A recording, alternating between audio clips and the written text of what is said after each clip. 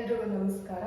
So ಇವತ್ತಿನ ಕ್ಲಾಸಲ್ಲಿ ಏನು BAO ಇರಬಹುದು, PDO ಇರಬಹುದು, KS ಇರಬಹುದು, ಮತ್ತೆ GTTC ಇರಬಹುದು, ಯಾವುದೇ ಒಂದು ಪರೀಕ್ಷೆ, ಯಾವುದೇ ಒಂದು ಸ್ಪರ್ಧಾತ್ಮಕ ಪರೀಕ್ಷೆಗೆ ಅತ್ಯವಶ್ಯಕವಾಗಿ ಅಧ್ಯಯನ ಮಾಡಲೇಬೇಕಾಗಿರ್ತಕ್ಕಂತಹ ಏನು NCERT ಸಿಲೆಬಸ್ ನಲ್ಲಿ 5th ಇಂದ 12th ವರೆಗೂ ನಾವು ಓದಲೇಬೇಕು. ಸೊ ಜನರಲ್ ಪೇಪರ್ ಅಲ್ಲಿ ಕಂಪಲ್ಸರಿಯಾಗಿ ಈ ಒಂದು ವಿಷಯಗಳ ಮೇಲೆ ಪ್ರಶ್ನೆಗಳು ಬಂದೇ ಬರುತ್ತೆ ಅಂತ ನಾವೆಲ್ರಿಗೂ ಗೊತ್ತಿದೆ. ಸೊ ನಾನಿವತ್ತು ಇಂಡಿಯನ್ ಪಾಲಿಟಿ ಮತ್ತೆ ಕಾನ್ಸ್ಟಿಟ್ಯೂಷನ್ ರಿಲೇಟೆಡ್ ಆಗಿ ಏನು 5th to 12th 5ನೇ ತರಗತಿಯಿಂದ 12ನೇ ತರಗತಿಯವರೆಗಿನ NCERT ಸಿಲೆಬಸ್ ಏನಿದೆ ಅದರಲ್ಲಿ ಕೆಲವೊಂದು ಪ್ರಮುಖ ಅಂಶಗಳನ್ನ ನಾನು ನನ್ನ ಕ್ಲಾಸ್ ಅಲ್ಲಿ ಮಾಡ್ತಾ ಹೋಗ್ತೀನಿ. ಸೊ ಈಗ ನಾನು ಇಂಡಿಯನ್ ಪಾಲಿಟಿ ಅಥವಾ ಕಾನ್ಸ್ಟಿಟ್ಯೂಷನ್ ಇಂದ ಸ್ಟಾರ್ಟ್ ಮಾಡ್ತೀನಿ.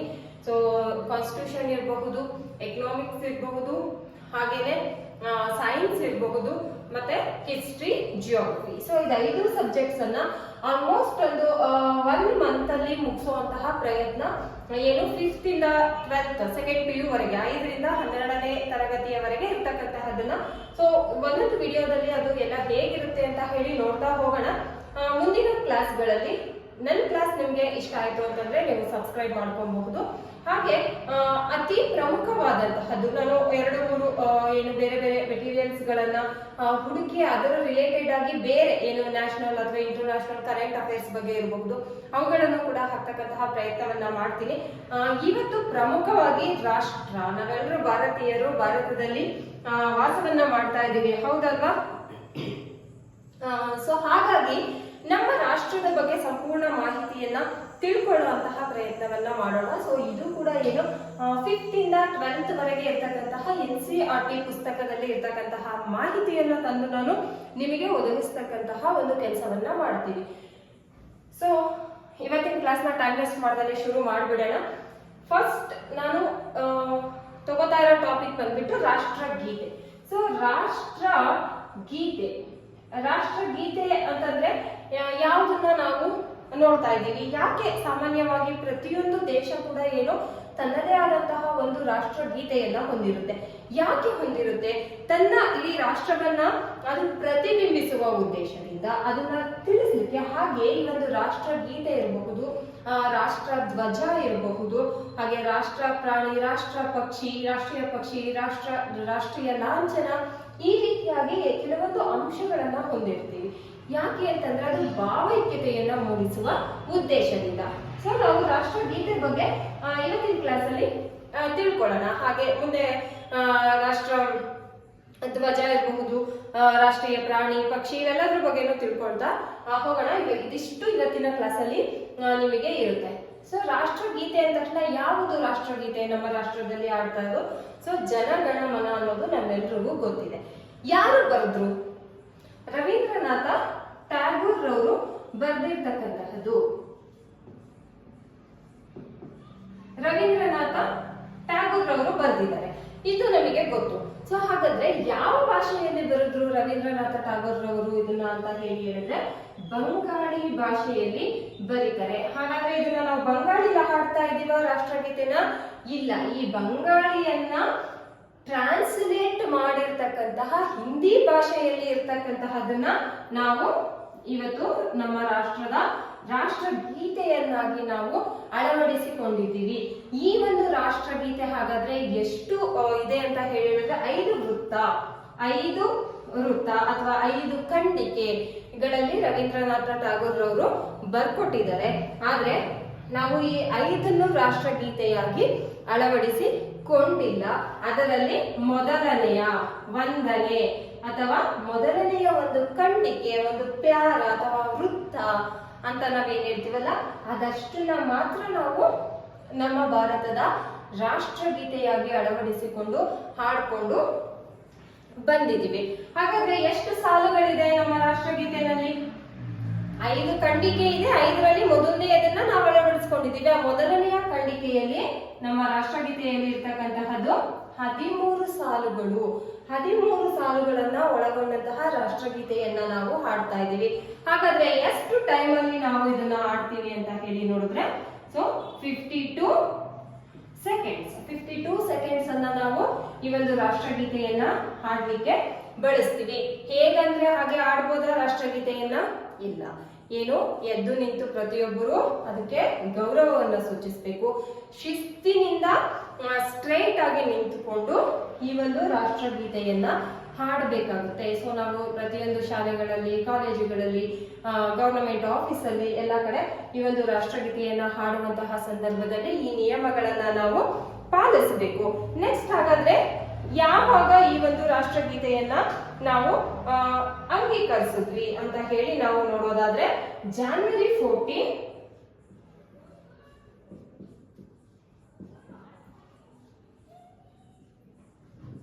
1950.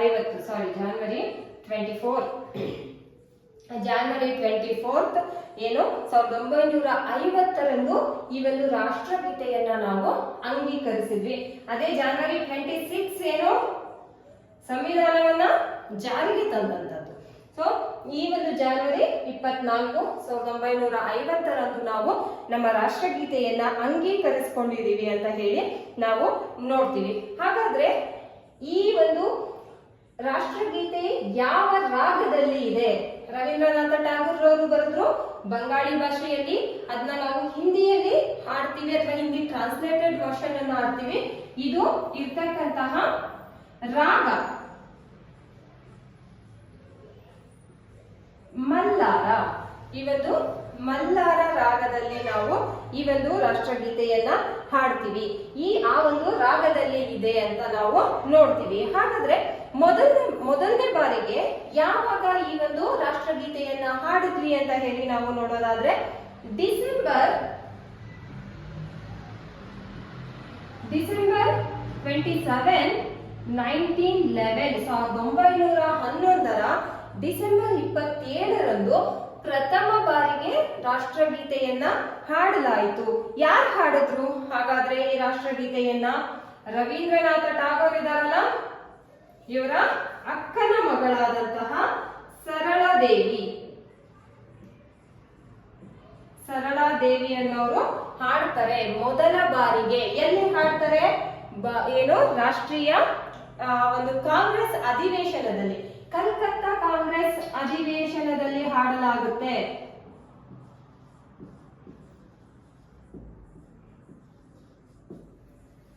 ಕಲ್ಕತ್ತಾ ರಾಷ್ಟ್ರೀಯ ಕಾಂಗ್ರೆಸ್ ಅಧಿವೇಶನದಲ್ಲಿ ರವೀಂದ್ರನಾಥ ಟ್ಯಾಗೋರ್ ರವರ ಅಕ್ಕನ ಮಗಳಾದ ಸರಳಾದೇವಿರವರು ಡಿಸೆಂಬರ್ 27, 1911ರಲ್ಲಿ ಪ್ರಥಮ ಬಾರಿಗೆ ರಾಷ್ಟ್ರಗೀತೆಯನ್ನ ಹಾಡ್ತಾರೆ. ಅದು ಮಲ್ಲಾರ ರಾಗದಲ್ಲಿ ಇದೆ ಅಂತ ಹೇಳಿ ನಾವು ನೋಡ್ತೀವಿ. ಹಾಗಾದ್ರೆ ಈ ಒಂದು ಕಲ್ಕತ್ತಾ ಕಾಂಗ್ರೆಸ್ ಅಧಿವೇಶನದ ಅಧ್ಯಕ್ಷತೆಯನ್ನ ವಹಿಸಿಕೊಂಡಿದ್ದವರು ಯಾರು ಅಂತ ಹೇಳಿ ನಾವು ನೋಡೋದಾದ್ರೆ BN ದಾರ್.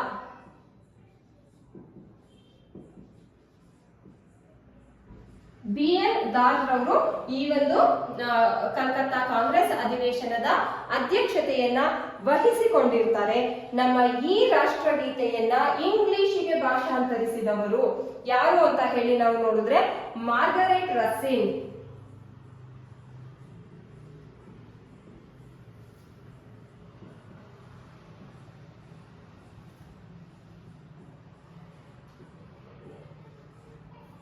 ಮಾರ್ಗರೆಟ್ ರಸ್ಸಿನ್ ಅಂತಕ್ಕಂತಹವರು ನಮ್ಮ ರಾಷ್ಟ್ರಗೀತೆಯನ್ನ ಇಂಗ್ಲಿಷಿಗೆ ಭಾಷಾಂತರಿಸ್ತಾರೆ, ಭಾಷಾಂತರವನ್ನ ಮಾಡ್ತಾರೆ. ಸೊ ಇದಿಷ್ಟು ಬಂದ್ಬಿಟ್ಟು ಏನು ನಮ್ಮ ಒಂದು ರಾಷ್ಟ್ರಗೀತೆಯ ಬಗ್ಗೆ ಇರ್ತಕ್ಕಂತಹ ಸಂಪೂರ್ಣವಾದಂತಹ ಮಾಹಿತಿ. ನೋಡಿ, ನಾವು ಏನ್ ಹೇಳ್ತೀವಿ? ರಾಷ್ಟ್ರಗೀತೆ ಅಂದ ತಕ್ಷಣ ಜನಗಣಮನ, ಅದು ಬಂಗಾಳಿ ಭಾಷೆ ಅಂತ ಗೊತ್ತು. ಆದ್ರೆ ನಾವು ಹಾಡ್ತಿರೋದು ಬಂಗಾಳಿ ಭಾಷೆನಲ್ಲಿ ಅಲ್ಲ, ಬದಲಾಗಿ ಹಿಂದಿ ಭಾಷೆಗೆ ಅದನ್ನ ಅನುವಾದ ಮಾಡಲಾಗಿದೆ. ಅನುವಾದದನ್ನ ಹಾಡ್ತಾ ಇದ್ದೀವಿ. ಹಾಗಾದ್ರೆ ಅದು ಇರ್ತಕ್ಕಂತಹದ್ದು ಮಲ್ಲಾರ ರಾಗದಲ್ಲಿ ಇದೆ, ಅದನ್ನ ಹಾಡ್ತಾ ಇದ್ದೀವಿ. ಹಾಗಾದ್ರೆ ರವೀಂದ್ರನಾಥ ಟಾಗೋರ್ ಅವರು ಏನು ಬರೆದಂತಹ ಈ ಒಂದು ರಾಷ್ಟ್ರ ಗೀತೆ ಇದೆ ಜನಗಣಮನ, ಇದು 5 ವೃತ್ತಗಳಲ್ಲಿ ಅಥವಾ 5 ಖಂಡಗಳಲ್ಲಿ ಇದೆ. ಆದ್ರೆ ಅದರಲ್ಲಿ ಮೊದಲನೆಯದಾದಂತಹ 1ನೇ ಪ್ಯಾರವನ್ನ ಅಥವಾ 1ನೇ ವೃತ್ತವನ್ನ, ಖಂಡವನ್ನ ಏನಾದ್ರೂ ಹೇಳ್ಕೋಬಹುದು, ಅದನ್ನ ನಾವು ಮಾತ್ರ ನಮ್ಮ ರಾಷ್ಟ್ರಗೀತೆಯಾಗಿ ಹಾಡ್ತಾ ಇದ್ದೀವಿ. ಅದರಲ್ಲಿ ಇರ್ತಕ್ಕಂತಹ ಒಟ್ಟು ಸಾಲುಗಳು ಬಂದು 13 ಸಾಲುಗಳು. ಅದನ್ನ 52 ಸೆಕೆಂಡ್ ನಲ್ಲಿ ನಾವು ಹಾಡ್ತೀವಿ. ಆದ್ರೆ ಅದನ್ನ ಯಾವಾಗ ಅಂಗೀಕರಿಸಿದ್ವಿ, ಯಾವಾಗ ಒಪ್ಕೊಂಡ್ವಿ ರಾಷ್ಟ್ರಗೀತೆ ಅಂತ ಹೇಳಿ ನೋಡಿದಾಗ ಜಾನ್ವರಿ 24, 1950 ಈ ಒಂದು ದಿನಾಂಕದಂದು ನಾವು ಅದನ್ನ ಅಂಗೀಕರಿಸಿದ್ವಿ. ಹಾಗಾದ್ರೆ ಅದನ್ನ ಪ್ರಥಮ ಬಾರಿಗೆ ಯಾವಾಗ ಹಾಡಿದ್ವಿ ಅಂತ ಹೇಳಿ ನೋಡಿದ್ರೆ ಡಿಸೆಂಬರ್ 27ನೇ ತಾರೀಕು 1911ರಂದು ಕಲ್ಕತ್ತಾ ಕಾಂಗ್ರೆಸ್ ಅಧಿವೇಶನದಲ್ಲಿ ಪ್ರಥಮ ಬಾರಿಗೆ ಹಾಡಲಾಗುತ್ತೆ. ಆ ಕಾಂಗ್ರೆಸ್ ಅಧಿವೇಶನ, ಕಲ್ಕತ್ತಾ ಕಾಂಗ್ರೆಸ್ ಅಧಿವೇಶನದ ಅಧ್ಯಕ್ಷತೆಯನ್ನು ವಹಿಸಿದ್ದಂತಹವರು ಬಿ.ಎನ್. ದಾರ್ ರವರು ಅಧ್ಯಕ್ಷತೆಯನ್ನ ವಹಿಸಿರ್ತಾರೆ.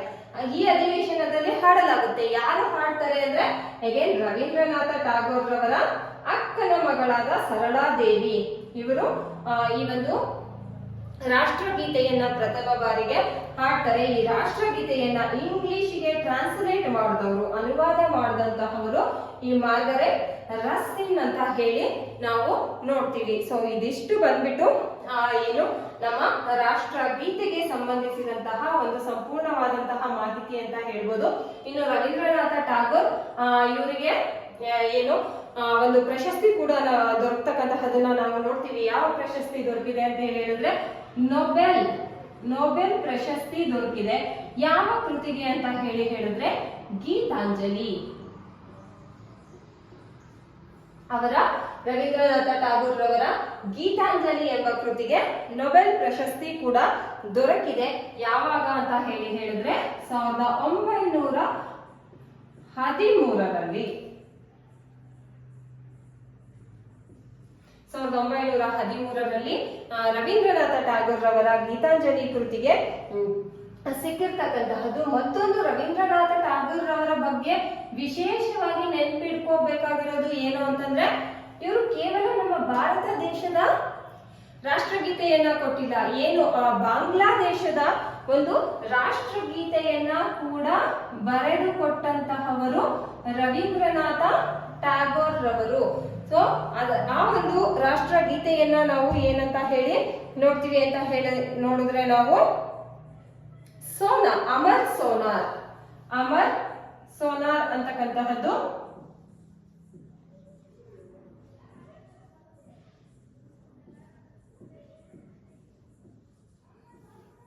ಅಮರ್ ಸೋನಾರ್ ಈ ಒಂದು ರಾಷ್ಟ್ರಗೀತೆಯನ್ನ ಕೂಡ ನಮ್ಮ ರವೀಂದ್ರನಾಥ ಟಾಗೋರ್ ರವರು ಬರೆದುಕೊಟ್ಟಿರ್ತಕ್ಕಂತಹವರು.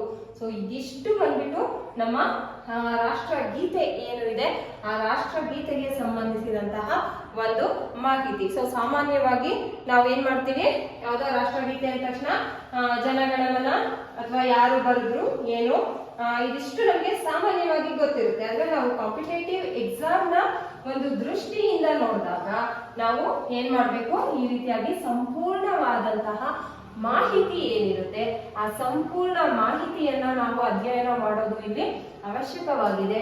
ಸೊ ಇದಿಷ್ಟು ಕಂಪ್ಲೀಟ್ ಆಗಿ ಏನು ನಮ್ಮ ರಾಷ್ಟ್ರಗೀತೆ ಜನಗಣಮನದ ಒಂದು ಮಾಹಿತಿ ಅಂತ ಹೇಳಿ ನಾವು ನೋಡ್ತೀವಿ. ಸೊ ಎಲ್ರಿಗೂ ಅರ್ಥ ಆಗಿದೆ ಅಂತ ಅನ್ಕೋತೀನಿ. ಸೊ ರಾಷ್ಟ್ರಗೀತೆ ಯಾರು ರಚಿಸಿದ್ರು, ಎಷ್ಟು ಖಂಡಿಕೆಯಲ್ಲಿ ಇದೆ, 5ರಲ್ಲಿ ಇದೆ. ಅದರಲ್ಲಿ ಮೊದಲನೆಯದನ್ನ ಅಳವಡಿಸ್ಕೊಂಡಿದ್ದೀವಿ 13 ಸಾಲು ಅಂತ ಹೇಳಿ. ಅದನ್ನ ಮೊದಲು ಹಾಡಿದ್ದು ಕಾಂಗ್ರೆಸ್ನ ಕಲ್ಕತ್ತಾ ಅಧಿವೇಶನದಲ್ಲಿ ಬಿ.ಎನ್. ದಾರ್ ರವರು ಅದರ ಅಧ್ಯಕ್ಷತೆಯನ್ನು ವಹಿಸಿರ್ತಾರೆ. ಮತ್ತೆ ರವೀಂದ್ರನಾಥ ಟಾಗೋರ್ ಅವರ ಗೀತಾಂಜಲಿ ಕೃತಿಗೆ ನೊಬೆಲ್ ಪ್ರಶಸ್ತಿಯನ್ನ ಕೂಡ ಬಂದಿದೆ. ಆ ಒಂದು ರಾಷ್ಟ್ರಗೀತೆಯನ್ನ ಪ್ರಥಮವಾಗಿ ಹಾಡಿದವರು ಅವರ ಅಕ್ಕನ ಮಗಳು ಸರಳಾದೇವಿ ಅಂತಕ್ಕಂತಹವರು ಹಾಡ್ತಾರೆ. ಅದು ಬಂಗಾಳಿ ಭಾಷೆಯಲ್ಲಿ ಇದೆ, ಆದ್ರೆ ಹಿಂದಿ ಅನುವಾದಿತ ಒಂದು ಇದನ್ನ ನಾವು ಹಾಡ್ತಾ ಇದ್ದೀವಿ. ಅದು ಯಾವ ರಾಗದಲ್ಲಿ ಇದೆ ಅಂತ ಹೇಳಿದ್ರೆ ಮಲ್ಲಾರ ರಾಗ. ಸೊ ಯಾಕೆ ನಾನು ರಿಪೀಟೆಡ್ ಆಗಿ ಹೇಳ್ತಾ ಇದ್ದೀನಿ ಅಂತಂದ್ರೆ, ಯಾವುದೇ ಒಂದು ವಿಷಯವನ್ನ ಕನಿಷ್ಠ ಪಕ್ಷ 5 ಬಾರಿ ನಾವು ಕೇಳಿಸ್ಕೊಂಡ್ರೆ ಅಥವಾ 5 ಬಾರಿ ಅದನ್ನ ನಾವು ಓದಿದ್ರೆ ಅದು ಹೆಚ್ಚು ನೆನಪಿನಲ್ಲಿ ಉಳಿಯುತ್ತೆ. ಸೊ ನನ್ನ ಕ್ಲಾಸ್ ನ ಉದ್ದೇಶ ಏನು ಅಂತ ಹೇಳಿದ್ರೆ, ಅನ್ನೆಸೆಸರಿಯಾಗಿ ನೀವು ನಮ್ಮ ಚಾನಲ್ ನ ಲೈಕ್ ಮಾಡಿ ಸಬ್ಸ್ಕ್ರೈಬ್ ಮಾಡಿ ಅಂತ ಹೇಳಿ ಟೈಮ್ ವೇಸ್ಟ್ ಮಾಡೋದ್ರ ಬದಲು ಸಂಕ್ಷಿಪ್ತವಾಗಿ ನಾನು ಏನು ಕ್ಲಾಸ್ ಅನ್ನ ಮಾಡ್ತೀವಿ ಅದನ್ನ ಪದೇ ಪದೇ ರಿಪೀಟ್ ಮಾಡೋದ್ರಿಂದ ನಿಮಗೆ ಅದು ಹೆಚ್ಚು ನೆನಪಿನಲ್ಲಿ ಉಳಿಲಿ ಅನ್ನೋದು ಅಷ್ಟೇ ಒಂದು ರೀಸನ್. ಇದ್ರ ಜೊತೆಗೆ ನಾನು ಆಗ್ಲೇ ಹೇಳ್ದಾಗೆ ನಾನು ಏನಂತ ರಿಪೀಟ್ ಮಾಡ್ತಿರ್ತೀನಿ ಆ ಒಂದು ಅಂಶಗಳನ್ನ ನೀವು ಒಂದು ನೋಟ್ಬುಕ್ ಅಲ್ಲಿ ಬರ್ಕೊಂಡ್ರೆ ನಿಮ್ಗೆ ತುಂಬಾ ಹೆಲ್ಪ್ ಆಗುತ್ತೆ. ಯಾಕೆ ಅಂತಂದ್ರೆ ಇದು 5ನೇ ತರಗತಿಯಿಂದ 12ನೇ ತರಗತಿಯವರೆಗೆ ಇರ್ತಕ್ಕಂತಹ ಪಠ್ಯ ಪುಸ್ತಕ ಏನ್ NCERT ಇದೆ ಅದಕ್ಕೆ ಸಂಬಂಧಿಸಿದಂತಹ ಮಾಹಿತಿಗಳ ಮೇಲೆ ನನ್ನ ಕ್ಲಾಸ್ಗಳನ್ನ ನಾನು ಮಾಡ್ತಾ ಇರೋದು. ಸೊ ಹಾಗಾಗಿ ನೀವು ಈಗ ರಾಷ್ಟ್ರಗೀತೆ ಅಂತ ಹೇಳಿ ನಾನು ಏನೆಲ್ಲ ಪಾಯಿಂಟ್ಸ್ ಗಳನ್ನ ಹೇಳಿದೆ ರಿಪೀಟ್ ಮಾಡಿದೆ ಅವನ್ನ ಒಂದು ಕಡೆ ನೀವು ಬರ್ದಿಟ್ಕೊಂಡ್ಬಿಟ್ರೆ ನೆಕ್ಸ್ಟ್ ನೀವು ಬೇರೆ ಯಾವ್ದೋ ಕ್ಲಾಸ್ ಕೇಳಿದ್ರಿ ಅಥವಾ ಬೇರೆ ಯಾವ್ದಾದ್ರು ಬುಕ್ ಅನ್ನ ನೀವು ರೆಫರ್ ಮಾಡಿದ್ರಿ ಆವಾಗ ಅಲ್ಲಿ ಇಲ್ಲಿ ಇದ್ದಂತಹ ಎಲ್ಲ ಅಂಶಗಳು ಇದೆಯಾ ಅಂತ ನೀವು ಚೆಕ್ ಮಾಡ್ಕೋಬೇಕು. ಇನ್ ಕೇಸ್ ಇಲ್ಲಿ ಯಾವ್ದಾದ್ರು ವಿಷಯ ಮಿಸ್ ಆಗಿದ್ರೆ ಅಥವಾ ನಾನು ಹೇಳಿದ್ದಕ್ಕಿಂತ ಹೆಚ್ಚಿನ ವಿಷಯ ನಿಮ್ಗೆ ಇನ್ಯಾವುದೋ ಕ್ಲಾಸ್ ಅಲ್ಲಿ ಇನ್ಯಾವುದೋ ಬುಕ್ ಅಲ್ಲಿ ಸಿಕ್ತು ಅಂತಂದ್ರೆ ಅದನ್ನ ಇದ್ರ ಜೊತೆಗೆ ನೀವು ಸೇರಿಸ್ಕೊಂಡು ಹೋದ್ರೆ ಕಂಪ್ಲೀಟ್ ಆಗಿ ನೀವು ಕಾಂಪಿಟೇಟಿವ್ ಎಕ್ಸಾಮಿಗೆ ಪ್ರಿಪರೇಷನ್ ಅಲ್ಲಿ ಇದೀರಾ ಅಂತ ಅರ್ಥ. ಇಲ್ಲ ಸುಮ್ಮನೆ ಯಾವ್ದೋ MCQ ಯಾವಾಗ ನೋಡೋದು ನಾನು ಮತ್ತೆ ಅದನ್ನು ಹೇಳ್ಬಿಡ್ತೀನಿ. ದಯವಿಟ್ಟು ಏನನ್ನು ಓದದೇನೆ MCQಗೆ ನೀವು ಹೋಗ್ಬೇಡಿ. ನೀವು ಫಸ್ಟ್ ಓದಿ, ಸ್ಟಡಿ ಮಾಡಿ, ರಿವಿಷನ್ ಮಾಡಿ, ರೀಕಾಲ್ ಮಾಡೋ ಟೈಮಲ್ಲಿ ನೀವು MCQಗೆ ಹೋಗಿ. ಆಗ ನೀವು ಓದಿದ್ದೇನು ಬರುತ್ತೆ. ಇಲ್ಲ ಅಂದ್ರೆ MCQ ಸ್ಟಾರ್ಟಿಂಗ್ ಏನು ಓದಿ MCQ ಮಾಡ್ತಾ ಇದ್ರೆ ಏನಾಗುತ್ತೆ ಅಂತಂದ್ರೆ ಯಾವ್ದೋ ಒಂದು ಪ್ರಶ್ನೆಯನ್ನ ಕೇಳ್ತೀವಿ. ಫಾರ್ ಎಕ್ಸಾಂಪಲ್ ಎಷ್ಟು ಸೆಕೆಂಡ್ಗಳಲ್ಲಿ ರಾಷ್ಟ್ರಗೀತೆಯನ್ನ ಹಾಡ್ತೀವಿ ಅಂತ ಕೇಳ್ಬಿಟ್ಟು 51, 52, 53, 54 ಅಂತ ಕೊಟ್ಬಿಡ್ತಾರೆ. ನಿಮ್ ತಲೆಯಲ್ಲಿ 52 ಬರ್ತಿರಲ್ಲ, 51 ಇಲ್ಲ 53 ಬರ್ತಿರುತ್ತೆ. ಇದು ಸುಮ್ಮನೆ ನಾನು ಎಕ್ಸಾಂಪಲ್ ಕೊಡ್ತಿದ್ದೀನಿ. ನಿಮಗೆ ಎಕ್ಸಾಕ್ಟ್ ಆಗಿ 52 ಅಂತ ಗೊತ್ತಿರಬಹುದು ಯಾಕೆಂದ್ರೆ ಇದು ಈಸಿ ಕ್ವಶನ್ ಆಗಿರೋದ್ರಿಂದ. ಸೊ ನಿಮ್ ತಲೆಗೆ ಫಸ್ಟ್ ಈ ಕರೆಕ್ಟ್ ಆನ್ಸರ್ ಬರೋದಿಲ್ಲ, ಈ ರಾಂಗ್ ಆನ್ಸರ್ ನಿಮ್ ತಲೆಗೆ ಬರುತ್ತೆ. ಯಾಕೆಂದ್ರೆ ನೀವು ಇಲ್ಲಿ ಗೆಸ್ ಮಾಡ್ತಾ ಇರ್ತೀರಾ, ಯಾಕೆ ನೀವು ಓದಿರಲ್ಲ, ಸುಮ್ಮನೆ MCQ ಹೋಗಿರ್ತೀರಾ, ಇಲ್ಲಿ ಗೆಸ್ ಮಾಡ್ತಾ ಇರ್ತೀರಾ, ಇದು ರಾಂಗ್ ಆಗಿರುತ್ತೆ. ಆಮೇಲೆ ನೀವು ನೋಡ್ತೀರಾ ರೈಟ್ ಆನ್ಸರ್ 52 ಅಂತ ಅನ್ಕೋತೀರಾ, ಆದ್ರೆ ನಿಮ್ ಮೈಂಡ್ 52ನ ನೆನ್ಪಿಟ್ಕೊಳ್ಳಲ್ಲ, ಅಗೇನ್ 53ನೇ ನೆನ್ಪಿಟ್ಕೊಳ್ಳುತ್ತೆ.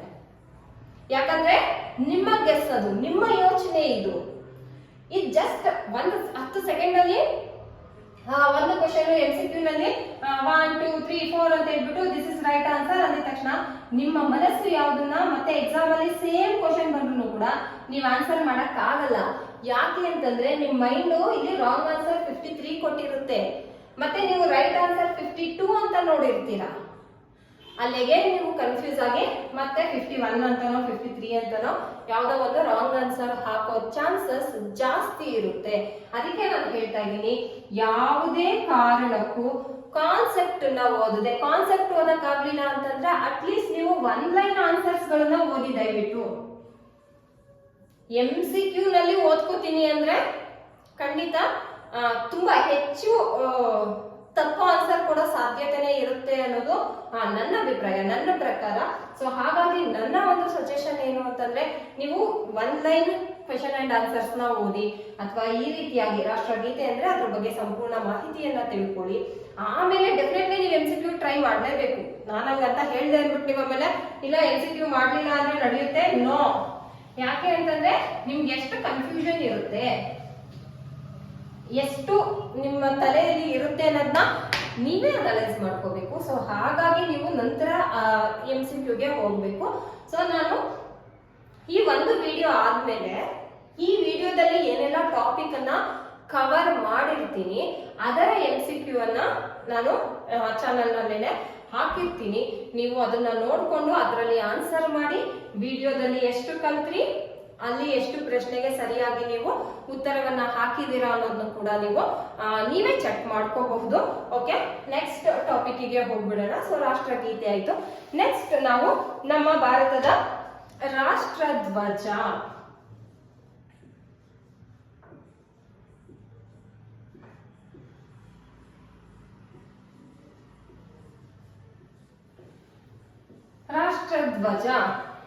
ರಾಷ್ಟ್ರಧ್ವಜದ ಬಗ್ಗೆ ನೋಡೋಣ. ಸೊ ಕಾಮನ್ ಆಗಿ ನಮ್ಮೆಲ್ರಿಗೂ ಏನ್ ಗೊತ್ತು, ರಾಷ್ಟ್ರಧ್ವಜ ಅಂತಂದ್ರೆ ಅದು ಟ್ರೈ ಕಲರ್, 3 ಕಲರ್ ಇದೆ, ಕೇಸರಿ, ಬಿಳಿ, ಹಸಿರು ಇದೆ. ಅದು ಯಾವ್ಯಾವ್ದನ್ನ ಸೂಚಿಸುತ್ತೆ. ಆ ಮಧ್ಯದಲ್ಲಿ ಅಶೋಕ ಚಕ್ರ ಇದೆ. ಇದು ಎಲ್ಲಿಂದ ತಗೊಂಡು ಇದಿಷ್ಟು ನಮ್ಗೆ ಸಾಮಾನ್ಯವಾಗಿ ಎಲ್ರಿಗೂ ಗೊತ್ತಿರುತ್ತೆ. ಆದ್ರೆ ಕಾಂಪಿಟೇಟಿವ್ ಒಂದು ಎಕ್ಸಾಮ್ಸ್ಗೆ ಅದಷ್ಟು ಮಾಹಿತಿ ಸಾಕಾಗೋದಿಲ್ಲ. ಸೊ ಹಾಗಾಗಿ ಕಂಪ್ಲೀಟ್ ಆಗಿ ಈ ರಾಷ್ಟ್ರಧ್ವಜದ ಬಗ್ಗೆ ನಾವು ನೋಡ್ಕೊಂಡು ಬರೋಣ. ಸೊ ಆಗ್ಲೇ ಹೇಳಿದಾಗೆ ರಾಷ್ಟ್ರಧ್ವಜ ಅದು ಏನು 3 ಕಲರ್ ಅನ್ನ ಹೊಂದಿದೆ, ನಮ್ಗೆ ಅದೆಲ್ಲ ಗೊತ್ತು. ಕೇಸರಿ, ಬಿಳಿ, ಹಸಿರು. ಸೊ ಕೇಸರಿ ಏನು ಯಾವುದು ಅಂತ ಹೇಳಿ ನಮ್ಗೆ ಗೊತ್ತು. ಏನು ಕೇಸರಿ ಅಂತ ಹೇಳಿದ್ರೆ ತ್ಯಾಗ. ಈ ಒಂದು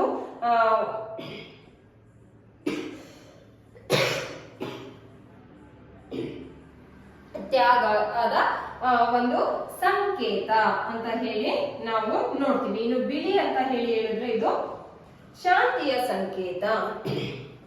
ಹಸಿರು ಅದು ಸಮೃದ್ಧಿಯ ಸಂಕೇತ ಅಂತ ಹೇಳಿ ನಾವು ನೋಡ್ತೀವಿ. ಇನ್ನ ಮಧ್ಯದಲ್ಲಿ ಏನು ಬಿಳಿ ಬಣ್ಣ ಇರುತ್ತೆ ಇದರಲ್ಲಿ ಒಂದು ಅಶೋಕ ಚಕ್ರವನ್ನ ನಾವು ನೋಡ್ತೀವಿ.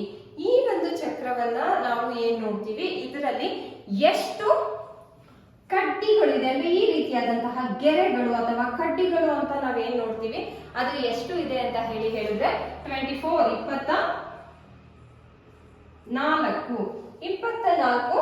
ಒಂದು ಈ ಒಂದು ಕಡ್ಡಿಗಳು ಇರ್ತಕ್ಕಂತಹದನ್ನ ನಾವು ನೋಡ್ತೀವಿ. ಹಾಗಾದ್ರೆ ಈ ಒಂದು ರಾಷ್ಟ್ರ ಧ್ವಜದ ಕಾನ್ಸೆಪ್ಟ್ ಅನ್ನ ವಿನ್ಯಾಸ ಮಾಡದಂತವರು, ಈ ಒಂದು ರಾಷ್ಟ್ರ ಧ್ವಜವನ್ನ ವಿನ್ಯಾಸ ಮಾಡದವರು ಯಾರು ಅಂತ ಹೇಳಿದ್ರೆ ಪಿಂಗಳಿ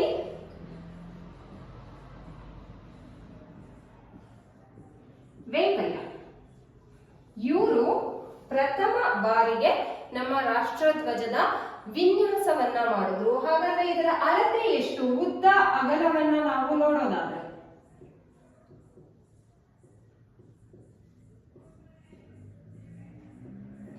3:2 ಇದು ನಮಗೆ ಗೊತ್ತಿದೆ. ಆದ್ರೆ ಎಕ್ಸಾಮ್ ಅಲ್ಲಿ ಏನ್ ಮಾಡ್ತಾನೆ, ಕನ್ಫ್ಯೂಸ್ ಮಾಡ್ಬೇಕು ಅಂತಾನೆ ಅಗಲ ಉದ್ದ ಅಂತ ಕೊಟ್ಬಿಡ್ತಾನೆ. ಅವಾಗ ನಾವೇನ್ ಮಾಡ್ತೀವಿ 3:2 ಹಾಕ್ತೀವಿ, ರಾಂಗ್ ಆಗ್ಬಿಡುತ್ತೆ. ಸೊ ಕ್ವಶನ್ ಅನ್ನ ಫಸ್ಟ್ ನಾವು ಅಗಲ ಉದ್ದ ಅಂತ ಕೇಳಿದಾನ, ಉದ್ದ ಅಗಲ ಅಂತ ಕೇಳಿದಾನ ನೋಡ್ಕೋಬೇಕು. ಅದಕ್ಕೆ ನಮ್ಗೆ ಫಸ್ಟ್ ಎಕ್ಸಾಕ್ಟ್ ಆಗಿ ಅದ್ ಎಷ್ಟಿದೆ ಅನ್ನೋದು ಗೊತ್ತಿರಬೇಕು. ಸೊ ಉದ್ದ ಅಗಲವನ್ನ ನಾವು ನೋಡಿದಾಗ 3:2 ಇರತಕ್ಕಂತಹದನ್ನ ನಾವು ನೋಡ್ತೀವಿ. ಸೊ ಏನು ಪಿಂಗಳಿ ವೆಂಕಯ್ಯ ಅಂತಕ್ಕಂತಹವರು ಮೊದಲ ಬಾರಿಗೆ ಇದರ ವಿನ್ಯಾಸವನ್ನ ಮಾಡಿದಂತಹವರು ಪಿಂಗಳಿ ವೆಂಕಯ್ಯ. ಹಾಗಾದ್ರೆ ಇದನ್ನ ತಯಾರಿ ಮಾಡಿದವರು ಯಾರು, ಮೊದಲ ಬಾರಿಗೆ ತಯಾರಿಸಿದವರು ಮೇಡಮ್ ಬಿಕಾಜಿ ಕಾಮ.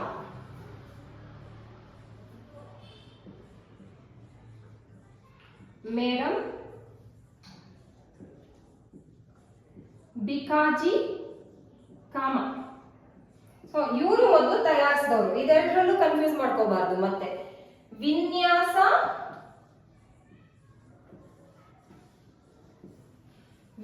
ಬಂದು ಪಿಂಗಳಿ ವೆಂಕಯ್ಯ. ಮೊದಲ ಬಾರಿಗೆ ತಯಾರಿಸಿದವರು ಬಂದು ಮೇಡಮ್ ಬಿಕಾಜಿ ಕಾಮ ಅಂತಕ್ಕಂತಹವರು ತಯಾರಿಸ್ತಾರೆ. ಮತ್ತೊಂದು ವಿಷಯ ಏನು ಅಂತಂದ್ರೆ ಈ ಒಂದು ರಾಷ್ಟ್ರಧ್ವಜವನ್ನ ಎಲ್ಲಿ ತಯಾರು ಮಾಡ್ತಾರೆ ಅಂತ. ಎಲ್ಲಿ ತಯಾರು ಮಾಡ್ತಾರೆ, ನಮ್ಮ ಕರ್ನಾಟಕದಲ್ಲಿ ಧಾರವಾಡದ ಗರಗ ಅಂತಕ್ಕಂತಹ ಒಂದು ಹಳ್ಳಿಯಲ್ಲಿ, ಧಾರವಾಡದ ಗರಗ, ಇದು ವೆರಿ ಇಂಪಾರ್ಟೆಂಟ್. ಬೇರೆ ಎಲ್ಲೂ ತಯಾರಿಸೋದಿಲ್ಲ ನಮ್ಮ ರಾಷ್ಟ್ರ ಧ್ವಜವನ್ನ. ನಮ್ಮ ಕರ್ನಾಟಕದಲ್ಲಿ ಧಾರವಾಡದ ಗರಗ ಎಂಬ ಒಂದು ಹಳ್ಳಿಯಲ್ಲಿ, ಒಂದು ಪ್ರದೇಶದಲ್ಲಿ ಈ ಒಂದು ರಾಷ್ಟ್ರ ಧ್ವಜವನ್ನ, ನಮ್ಮ ಭಾರತೀಯ ರಾಷ್ಟ್ರ ಧ್ವಜವನ್ನ ತಯಾರಿಸಲಾಗುತ್ತೆ. ಹಾಗೆ ಭಾರತದ ಪ್ರತಿಯೊಬ್ಬ ಪ್ರಜೆಗೂ ಕೂಡ ಈ ರಾಷ್ಟ್ರ ಧ್ವಜವನ್ನ ಹಾರಿಸ್ತಕ್ಕಂತಹದ್ದು ಅದೊಂದು ಮೂಲಭೂತ ಹಕ್ಕು ಅಂತ ಹೇಳಲಾಗಿದೆ. ನೀನ್ ರಾಷ್ಟ್ರ ಧ್ವಜ ಹಾರಿಸೋ ಹಾಗಿಲ್ಲ ಅಥವಾ ನೀನು ಹಾರಿಸೋ ಹಾಗಿಲ್ಲ ಅಂತ ಏನೂ ಇಲ್ಲ. ನಮ್ಮ ಭಾರತದ ಪ್ರಜೆಯಾಗಿದ್ರೆ ಸೊ ಅವನು ರಾಷ್ಟ್ರ ಧ್ವಜವನ್ನ ಹಾರಿಸಬಹುದು, ಅದು ಅವನ ಮೂಲಭೂತ ಹಕ್ಕು. ಹಾಗಾದ್ರೆ ಹಾಗಂತೇಳಿ ಎಲ್ಲಿ ಹೇಳಿದೆ ಅಂತ ಹೇಳಿದ್ರೆ ಸಂವಿಧಾನದ 19I and A, article 19I A. So ಇಲ್ಲಿ ಬಂದ್ಬಿಟ್ಟು ಇದು ಭಾರತೀಯ ಪ್ರತಿಯೊಬ್ಬ ಪ್ರಜೆಯ ಮೂಲಭೂತ ಹಕ್ಕು ಈ ರಾಷ್ಟ್ರ ಧ್ವಜವನ್ನ ಹಾರಿಸ್ತಕ್ಕಂತಹದ್ದು ಅಂತ ಹೇಳಿ ನಾವು ನೋಡ್ತೀವಿ. ಹಾಗಾದ್ರೆ ಈ ಒಂದು ರಾಷ್ಟ್ರ ಧ್ವಜಕ್ಕೆ ಸಂಬಂಧಿಸಿದ ಹಾಗೆ ಕೆಲವೊಂದು ರೂಲ್ಸ್ ಅಂಡ್ ರೆಗ್ಯುಲೇಷನ್ಸ್ ಇದೆ. ಹೌದು, ನಾನು ಒಂದು ಬಾವುಟವನ್ನ ಹಾರಿಸಬಹುದು ಹಂಗಂತ ಹೇಳ್ಬಿಟ್ಟು ನಾನು ಎಲ್ಲಂದ್ರಲ್ಲಿ ಯಾವ ಸಂದರ್ಭ ಬೇಕೋ ಆ ಸಂದರ್ಭದಲ್ಲಿ ರಾಷ್ಟ್ರ ಧ್ವಜವನ್ನ ಹಾರಿಸುವ ಹಾಗಿಲ್ಲ. ಸೊ ಅದಕ್ಕೆ ಒಂದು ರೂಲ್ಸ್ ಇದೆ, ಒಂದು ರೆಗ್ಯುಲೇಷನ್ಸ್ ಇದೆ, ಕೆಲವೊಂದು ನಿಯಮಗಳನ್ನ ನಾವು ಪಾಲಿಸಬೇಕಾಗಿದೆ. ಅದಕ್ಕೆ ಅಂತಾನೆ ಒಂದು ಕೋಡ್ ಅನ್ನ, ಒಂದು ಕಾನೂನನ್ನ ಕೂಡ ಜಾರಿಗೆ ತರಲಾಗಿದೆ ನಮ್ಮ ಭಾರತದ ರಾಷ್ಟ್ರ ಧ್ವಜಕ್ಕೆ ಸಂಬಂಧಿಸಿದ ಹಾಗೆ. ಅದು ಯಾವುದು ಅಂತ ಹೇಳಿದ್ರೆ, ಯಾವಾಗ ಅದನ್ನ ಜಾರಿಗೆ ತರಲಾಯಿತು ಅಂತ ಹೇಳಿದ್ರೆ January 26, 2002. ವೆರಿ ಇಂಪಾರ್ಟೆಂಟ್ ಇದು.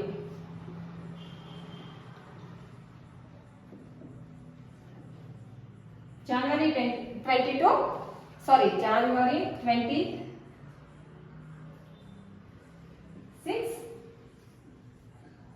2002 ಭಾರತೀಯ ಧ್ವಜಕ್ಕೆ ಸಂಬಂಧಿಸಿದಂತಹ ಒಂದು ಕೋಡ್, ಭಾರತೀಯ ಧ್ವಜ ಸಂಹಿತೆ, ಭಾರತೀಯ ಒಂದು ಧ್ವಜಕ್ಕೆ ಸಂಬಂಧಿಸಿದ ಹಾಗೆ ಏನೆಲ್ಲ ಒಂದು ನಿಯಮಗಳನ್ನ ಪಾಲಿಸಬೇಕು ಅನ್ನೋದಕ್ಕೆ ಒಂದು ಅಧಿನಿಯಮವನ್ನ, ಒಂದು ಸಂಹಿತೆಯನ್ನ ಜಾರಿಗೆ ತರಲಾಗಿದೆ.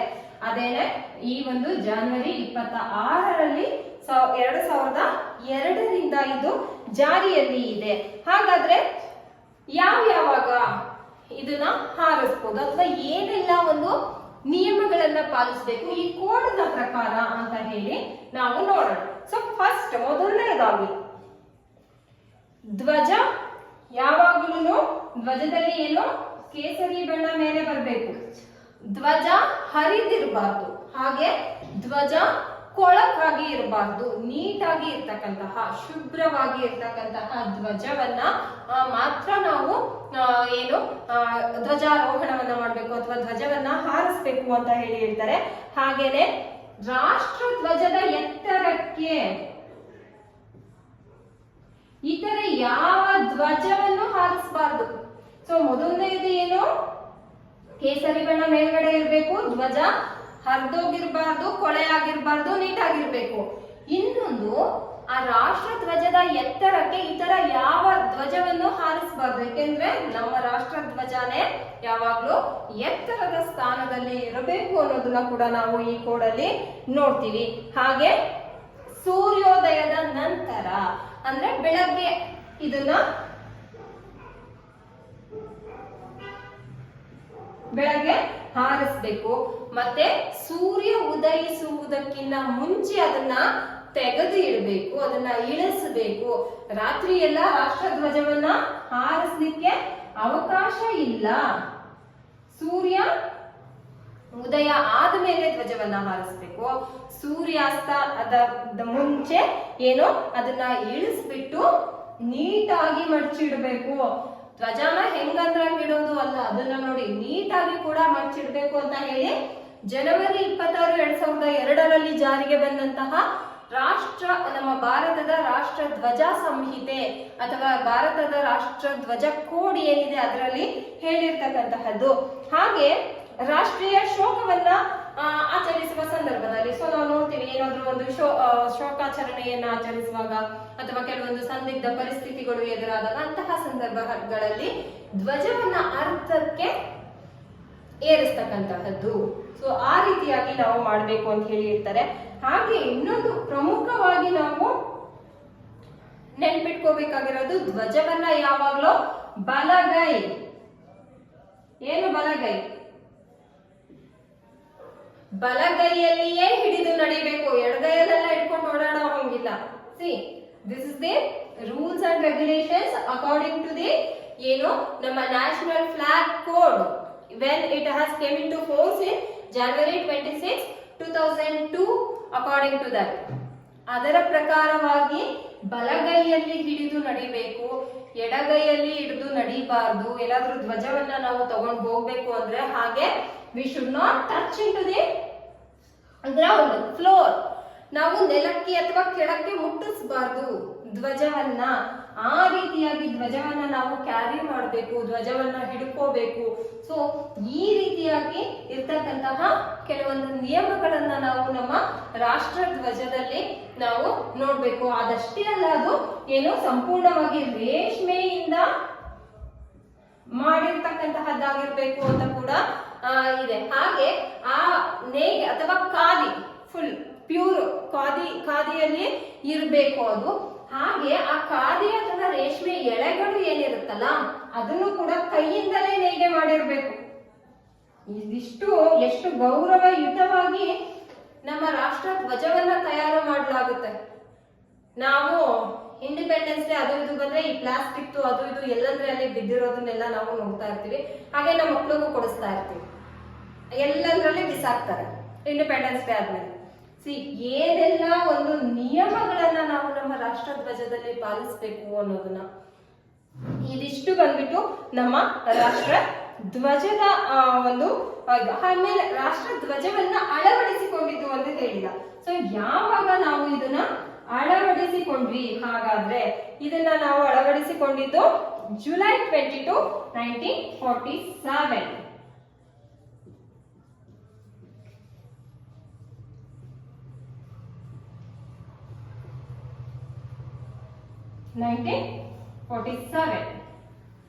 ಜುಲೈ 22, 1947 ನಲ್ಲಿ ಈ ಒಂದು ಭಾರತೀಯರ ಧ್ವಜವನ್ನ, ಅಂದ್ರೆ 3 ಕಲರ್ ಇರ್ತಕ್ಕಂತಹ ಅಶೋಕ ಚಕ್ರ ಇರ್ತಕ್ಕಂತಹ ಅದು 24 ಗೆರೆಗಳು ಅಥವಾ ಕಡ್ಡಿಗಳು ಏನಾದ್ರೂ ಕೇಳ್ಬೋದು. ಸೊ ಚಕ್ರದಲ್ಲಿ ಇರ್ತಕ್ಕಂತಹದ್ದು ಇದನ್ನ ನಾವು ಅಳವಡಿಸಿಕೊಂಡಿರ್ತಕ್ಕಂತಹದ್ದು ಯಾವಾಗ ಅಂತ ಹೇಳಿದ್ರೆ ಜುಲೈ 22, 1947 ನಲ್ಲಿ ನಾವು ಇದನ್ನ ನಮ್ಮ ರಾಷ್ಟ್ರ ಧ್ವಜವಾಗಿ ಅಳವಡಿಸಿಕೊಂಡಿದ್ದೀವಿ ಅಂತ ಹೇಳಿ ನಾವು ನೋಡ್ತೀವಿ. ಸೊ ಇನ್ನು ಮೊದಲನೇ ಬಾರಿಗೆ ಎಲ್ಲಿ ಹಾರಿಸಲಾಯಿತು ಈ ರಾಷ್ಟ್ರ ಧ್ವಜವನ್ನ ಅಂತ ಹೇಳಿ ನಾವು ನೋಡೋದಾದ್ರೆ 1929 ನಲ್ಲಿ ಲಾಹೋರದ ರಾವಿ ನದಿಯ ದಂಡೆಯ ಮೇಲೆ 1929 ನಲ್ಲಿ ಲಾಹೋರ್ನ ರಾವಿ ನದಿಯ ದಂಡೆ, ಲಾಹೋರ್ನ ರಾವಿ ನದಿಯ ದಂಡೆಯ ಮೇಲೆ ಈ ಒಂದು ಧ್ವಜವನ್ನ ಪ್ರಥಮ ಬಾರಿಗೆ ಹಾರಾಟವನ್ನ ಮಾಡಲಾಯಿತು. ನಂತರ ಅದನ್ನ ಅಳವಡಿಸಿಕೊಂಡಿದ್ದು ಬಂದು ಜುಲೈ 22, 1947 ನಲ್ಲಿ. ಸೊ ಇದಿಷ್ಟು ಬಂದ್ಬಿಟ್ಟು ನಮ್ಮ ರಾಷ್ಟ್ರ ಧ್ವಜದ ಕುರಿತಾದಂತಹ ಒಂದು ಮಾಹಿತಿ. ಸೊ ರಾಷ್ಟ್ರ ಗೀತೆಯನ್ನ ನೋಡಿದ್ವಿ, ಯಾವಾಗ ಅಂಗೀಕರಿಸಿದ್ರು, ಯಾರು ಬರೆದ್ರು, ಏನಾಯ್ತು ಅಂತ. ಸೊ ರಾಷ್ಟ್ರ ಧ್ವಜದಲ್ಲೂ ಕೂಡ ಅಷ್ಟೇನೆ ನಾವು ಯಾವಾಗ ಇದನ್ನ ನಾವು ಅಳವಡಿಸಿಕೊಂಡ್ವಿ, ಮೊದಲು ಎಲ್ಲಿ ಅದನ್ನ ಹಾರಾಟವನ್ನ ಮಾಡಲಾಯಿತು, ಮತ್ತೆ ಅದರ ಒಂದು ವಿನ್ಯಾಸಕಾರರು ಯಾರು, ಪಿಂಗಳ್ಳಿ ವೆಂಕಯ್ಯ ಅಂತ ಹೇಳಿ ಮೊದಲು ತಯಾರಿಸಿದವರು ಮೇಡಮ್ ಬಿಕಾಜಿ ಕಾಮ ಅಂತಕ್ಕಂತಹವರು. ಅದರ ಉದ್ದ ಮತ್ತೆ ಅಗಲ 3:2. ಅದಕ್ಕೆ ಒಂದು ಕೋಡ್ ಕೂಡ ಇದೆ. ಅದು ಜಾರಿಗೆ ಬಂದಿದ್ದು ಜನವರಿ 26, 2002 ನಲ್ಲಿ ಜಾರಿಗೆ ಬಂತು. ಅದರ ಪ್ರಕಾರವಾಗಿ ನಾವು ಏನೆಲ್ಲ ನಿಯಮಗಳನ್ನ ಪಾಲಿಸಬೇಕು, ಯಾವಾಗ ಧ್ವಜವನ್ನ ಹಾರಿಸಬೇಕು, ಯಾವಾಗ ಇಳಿಸ್ಬೇಕು, ಹೇಗೆ ಅದನ್ನ ಕ್ಯಾರಿ ಮಾಡಬೇಕು, ಇದೆಲ್ಲವನ್ನು ಕೂಡ ನಾವು ಫಾಲೋ ಮಾಡಬೇಕು. ಸೊ ಇದಿಷ್ಟು ಬಂದ್ಬಿಟ್ಟು ನಮ್ಮ ರಾಷ್ಟ್ರ ಧ್ವಜ ಕುರಿತಾದಂತಹ ಒಂದು ಮಾಹಿತಿ. ನೆಕ್ಸ್ಟ್, ಇಷ್ಟು ನಿಮ್ಗೆ ರಾಷ್ಟ್ರ ಧ್ವಜ ಅಂದ ತಕ್ಷಣ ಏನು ಕೇಸರಿ, ಬಿಳಿ, ಹಸಿರು, ಒಂದು ಚಕ್ರ, ಇದಿಷ್ಟನ್ನ ನಾವು ಸಾಮಾನ್ಯವಾಗಿ ಹೇಳ್ತೀವಿ. ಆಮೇಲೆ ಅದರಲ್ಲಿ ಮಧ್ಯದಲ್ಲಿ ಇರ್ತಕ್ಕಂತಹ ಚಕ್ರ, ಅದರಲ್ಲಿ 24 ಲೈನ್ಸ್ ಇರುತ್ತೆ ಅಂತ ಗೊತ್ತಿರುತ್ತೆ. ಆದ್ರೆ ಅದಕ್ಕೆ ಒಂದು ಕೋಡ್ ಇದೆ. ಅದನ್ನ ಮೊದಲು ವಿನ್ಯಾಸಗೊಳಿಸಿದವರು ಯಾರು, ತಯಾರಿಸಿದವರು ಯಾರು, ಹಾಗೆ ಅದು ನಮ್ಮ ಕರ್ನಾಟಕದ ಧಾರವಾಡದ ಗದಗ ಎಂಬಲ್ಲಿ ಹೇಗೆ ತಯಾರಾಗುತ್ತೆ, ಮತ್ತೆ ಮೊದಲು ಎಲ್ಲಿ ಅದನ್ನ ನಾವು ಹಾರಿಸಲಾಯಿತು, ಯಾವಾಗ ಅದನ್ನ ಅಳವಡಿಸಿಕೊಂಡ್ವಿ, ಇದಿಷ್ಟನ್ನು ಕೂಡ ನಾವು ಸಂಪೂರ್ಣವಾಗಿ ತಿಳ್ಕೊಂಡಿರಬೇಕು.